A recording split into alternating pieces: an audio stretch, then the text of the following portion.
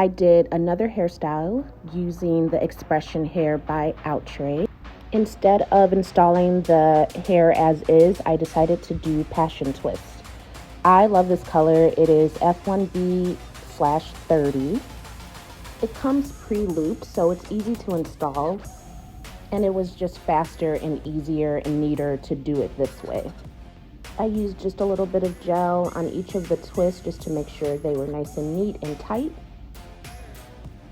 I bought 8 packs, but I only ended up using 6, and here are the results.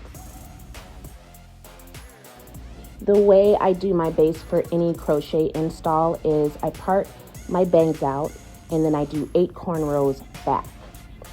This was my first time using this gel for my cornrows, but it's the best I've ever used. The reason I like to part my bangs out and do individual crochet at the top of my head is just because it looks neater, cleaner, and the parts look crispier for longer. This all took me about 3.5 hours, and this is including the hour and a half maybe it took me to do the twist. This style is probably going to be my new go-to because it was so fast and easy, and she is cute. Thank you for watching.